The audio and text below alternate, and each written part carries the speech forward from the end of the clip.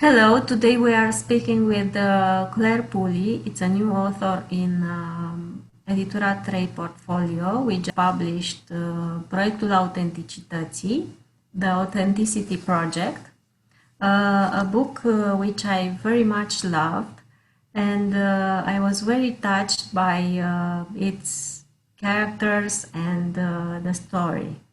My first question for you, Clare Pooley, is what was the inspiration behind this story? Well, actually, the story was very much inspired by my own life because about 5 years ago, if you looked at my Facebook feed or my Instagram, my life looked like it was all fairly perfect, and the reality was very different because I had a very bad addiction to alcohol, and I was drinking far too much, and it was doing very bad things to my mental health and my physical health, but nobody knew about it. It was all under the surface. And I started writing a blog, which I called Mummy Was a Secret Drinker, and I told the truth about my life in this blog. And telling the truth about my life that way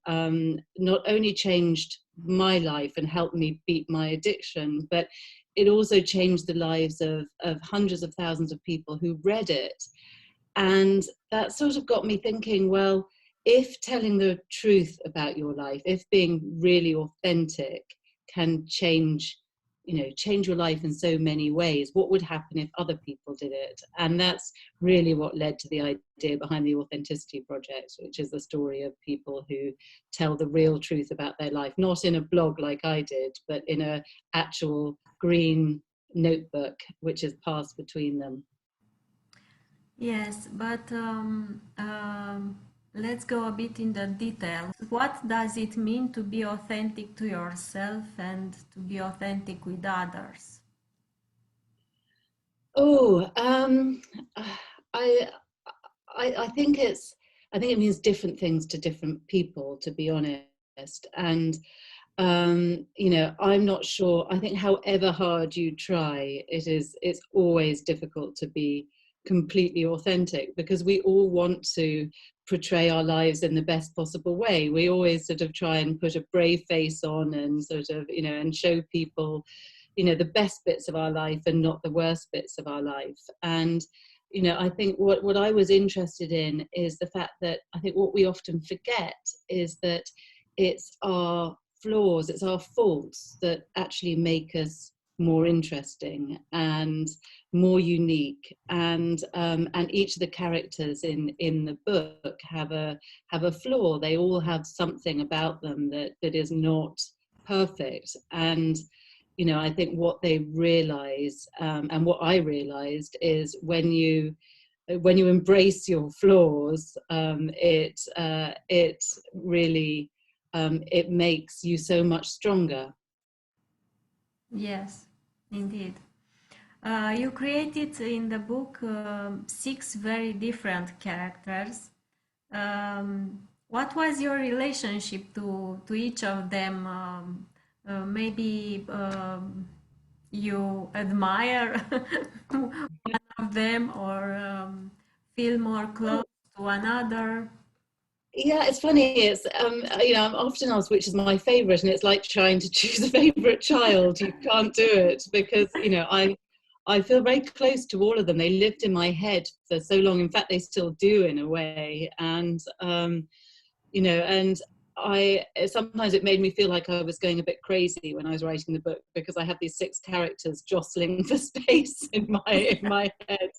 But the really funny thing is that when my eldest daughter first read my book, she said, "Mummy, you do realize that all of these characters are a little bit like you, don't you?"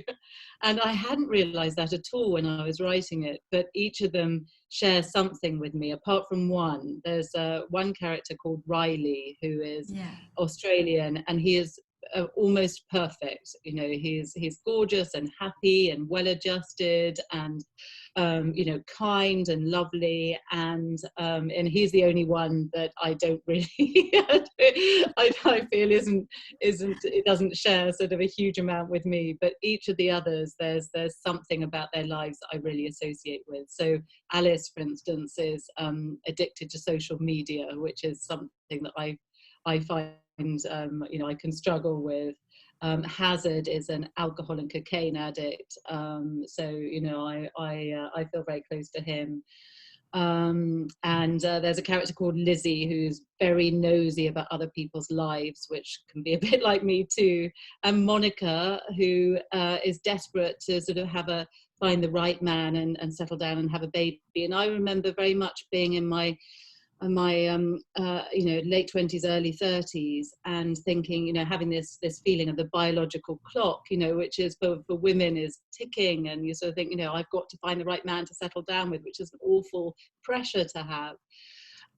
So yes, I think each of the characters I share something with.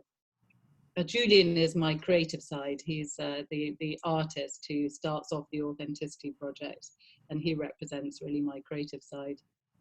Yeah, the ending of the book, it is very emotional and very profound. Have you thought about it from the first place, or did you have many, I don't know, many solutions for the end? Oh, there was a big debate about the ending. To start with, I found when I was writing the book that some things I thought would happen didn't, and some things I didn't think would happen did, because you have to sort of, when you're writing, you have to let the characters tell their own story. And as you get to know them, they direct it in ways you weren't expecting. So there's a big twist towards the end, which I didn't know was coming. It would surprise me as much as it surprised everybody else. And I think that's why nobody anticipates that twist. I'm not going to say what it was because I don't want to spoil it for anyone, but that was a big surprise to me. And then the ending, and again, I won't say exactly what happens at the end, but there was a big debate between myself and some of the publishers I was talking to. I was lucky enough to have lots of publishers interested in publishing the book, so I talked to a few before deciding which to go with, and one or two of the publishers I talked to wanted a different ending, and an ending that was more obviously happy than the ending that I wrote. And it was important to me that the ending wasn't entirely happy, because life isn't perfect. And I think if I'd made the ending too perfect, it would have felt too sweet and too unrealistic. So yeah, in the end, we stuck with the original ending, which I'm pleased about. And I think I have had a few people contact me saying, how could you do that at the end? But I think generally people understand why it ends the way it does. Yes, I think the main quality of your book is that it makes you to look at yourself and try to be better, to improve yourself. At least that's how I felt after I read it. Well, I think it makes people think, what would I write in that notebook if I found it? And I'm not sure it is so much about making yourself better as it is about accepting yourself for who you are. But I think something that has been it's interesting. I mean, I really wouldn't have wanted to publish a book in the middle of a global pandemic, but what's interesting is that the themes that run through the book about community and kindness and getting to know your neighbors and doing good things for people is something that's really resonated at this time that we're all going through. So I have had so many people contact me saying that reading at a time when everyone has been really miserable, reading the book has made them feel better about life and better about human beings and and the people that surround us. So that makes me very happy. I read that you went to the Newham College in Cambridge, Mm. and that place has an impressive list of women writers. On the Wikipedia page for the college, you are just under Sylvia Plath. You know what? My father noticed that, and I think he was more thrilled about that than anything else. He said, "Look, you're right next to Sylvia Plath." It has a very strong feminist history. So it was founded by Millicent Fawcett, who is one of the suffragists. And there's in the hall where we ate dinner, there was a flag that was hanging up, which was carried by the suffragettes in the original suffragette marches. So it has a very strong feminist tradition, and a tradition for sort of educating women at a time when women weren't educated. So yes, I was very proud to be there. Do you think for you writing has a cathartic or a therapeutical power? Yes, totally. And I mean, I think because I started writing as therapy, when I started writing the blog when I quit drinking, and it really was my therapy. It was my way of sorting my head out and sorting my life out. And then it created a community, which was sort of my form of Alcoholics Anonymous therapy. When I started writing the Authenticity Project, I carried on writing in the same way. So it allowed me to explore other things I was interested in. So as I said, sort of things like social media addiction, postnatal depression, all sorts, the relationship we have with truth, and the way that so many people are lonely in today's world, despite the fact that we're also connected via the internet. Many people are lonely. So writing it allowed me to explore all of those things and to feel better about them, and to sort of work out how to make the world around me a little bit better, I guess. Yeah. I guess you had to fought two big battles in the past years, one with the alcohol and the second with breast cancer. And that story is in the Sober Diaries. Yes. I think you were very brave to put your life in front of the world and to express so much of yourself to the total strangers. How did you decide to do that? You know what? I was really terrified. After about a year after I started writing the blog, people started getting in touch with me saying, you really should turn this into a book because it will reach a wider audience, and it will help more people. So I started contacting agents, literary agents, and I really, I wasn't sure that anyone would be interested in my story, but they were, and again, I had a number of publishers fighting for it, and I published it about 2.5 years ago. And I was terrified the few days before it came out, because when I started blogging, I blogged under a pseudonym. I called myself Sober Mummy, and I was very ashamed, and I was very worried about people finding out the truth about me and who I really was. And so when the book was about to come out under my real name, I was really terrified. And you know what? I realized that if you are really open about your own faults, that you can't, people can't find anything to beat you with, because I had already called myself an alcohol addict. I called myself a bad mother. I you know, I showed how imperfect I was. So nobody could turn around and call me those things because I'd already done it myself. Does that make sense to you? It was, Yes, you know, yes. it takes the power away from other people and it gives you the power back yourself. And then after the book was published, I've had, you know, even now, 2.5 years later, I still get messages every single day from people all over the world saying that that book really helped them because it made them feel less alone, and it made them see that there was life on the other side of alcohol. And you know, I'm so glad I did it because it, yeah, I'm reminded every day of how much it's helped people. So yes, it was scary. It was really frightening. But you know what? Something I've really learned is that all the best things in life happen on the other side of fear. And there's a great book that was published years and years ago called Feel the Fear and Do It Anyway. And it's so true. You know, if you go through life avoiding fear, you go through life avoiding living. So yeah, so it was a good lesson to learn. Yeah.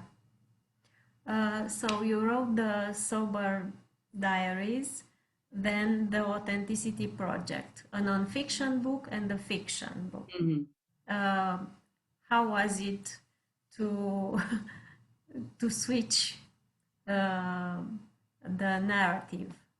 Oh, you know, they're more, it's more similar than you might think, writing fiction and non-fiction, I found, in that, you know, so much, as we've already talked about, I guess, so much of my fiction is inspired by what I've been through in my own life. And I wrote fiction, non-fiction, as a form of therapy, and I carried on doing that with the fiction. I think what fiction allows you to do, which I really enjoyed, is just to make the story go wherever you want. With non-fiction, you know, when you're writing memoir, you have to write, you know, you're stuck with what actually happened, you know, whereas with fiction, you know, the canvas is infinite. And you know, and as I said earlier, you know, you find that the story goes in places that you weren't expecting. It's an almost magical process sometimes. You know, you feel like you're not directing the story yourself, it's being directed for you. So that makes it a much more magical process in a way than non-fiction, I found. Do you think your fiction writing, especially, is somehow influenced by your previous career in advertising? Oh, that's an interesting question. You know what? Nobody has asked me that. But I think yes, because I think firstly because some of the themes that I explore in the Authenticity Project come from my life in advertising. So the difference between truth and fiction, and you know what we display and the reality, you know, is something that we played with all the time in advertising. You know, it's always about, you know, how do you make something look as good as possible, and how do you turn this story from something negative into something positive. It was inspired by advertising in that way, but also, I think the way I write is probably inspired by advertising as well, because I tend to write very short chapters, and I don't use overly flowery language. So I think I've been trained to keep everything as tight as possible. In advertising, you're only allowed a certain amount of time to tell a story, you know, 60 seconds or 30 seconds even. So, you know, so I don't write very, very long flowery chapters, because I've never been trained that way. So Yeah. I keep it very, very succinct. Yeah, I know we had a two-book deal Mm. for you, and I am curious about the second book. Well, interesting you should ask that, actually, because I was working on the second book for about a year, and it just wasn't as good as I wanted it to be. And so in the end, after some discussion with my publishers in the UK and the US, I decided that I was going to start completely all over again with something a little bit different. And it was the best decision ever, actually, because it's now working really, really well, and I'm really excited about it, and I hope you will be too. It shares, you know, it's very similar in feel to the Authenticity Project, but with a completely different cast of characters, and I'm really enjoying it. So yes, I hope you will too. I'm very happy for you because it's important to write with pleasure and from your heart. But tell me, do you have a writing routine? Is there anything you do before you write? Yeah, I write at a particular time. So I find that the time, in fact, the only time I can write new material rather than just edit things I've already written is very early in the morning. So I get up at 5 o'clock in the morning when it's still dark and everything is quiet. And I live in London, which is a very busy city normally. It's not so busy now. So you know, so it's a time when London is really silent, and that's when I write the, you know, new material. So I write between about 5 a.m. and 8 a.m. And then in the afternoon I go back and look at what I've written, and I edit it, and I move things around, and sometimes I look back and think, wow, that was brilliant, and other times I look back and think, God, that was awful. So you hope that when you look at it again, it makes sense. But the other thing that I do that I find really helpful is if I'm trying to work out what happens next in a story, or I'm trying to solve a problem, I often find that if I wake up in the middle of the night, that time when I'm half awake, half asleep, is when your brain can do some really interesting things, you know. So actually, when in the middle of the day, when, you know, there are so many other things going on, you can't think, you know, or certainly I can't think in a really creative and imaginative way. I need that dream state in the middle of the night to be able to do that. Or the other time I find when I can come up with really interesting ideas is when I'm walking. If I'm out walking in the countryside, again, amazing things can happen. So I find exercise or being half asleep, those are my magic moments. Great. What would you write today in a green notebook, such as the one in the book? Oh, well, I sort of feel like I've already told everybody all my deepest secrets.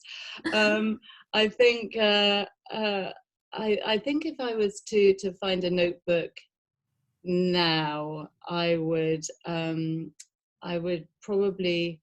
encourage people to knock on the doors of their neighbors and find out, you know, how they really are. You know how we always say, you know, how are you? And you say, I'm fine. How are you? I'm fine. You know, and you know, I think particularly at a time like this, if we can say to people, no, how are you really? You know, what are you finding hard? What are you finding joyful? You know, I think that would be a really valuable thing to do. Thank you very much. It was a great interview, and thank you for taking the time to answer my questions. And I'm sure that your Romanian readers will absolutely love your book. And as I told in the beginning, when all this will be over, we are expecting you in Romania. Well, I would love that. I would very much like to visit, and thank you so much to you for you know, for asking me such fabulous questions and for being so enthusiastic about my book. I really appreciate it. Thank you. Thank you. Thank you so much.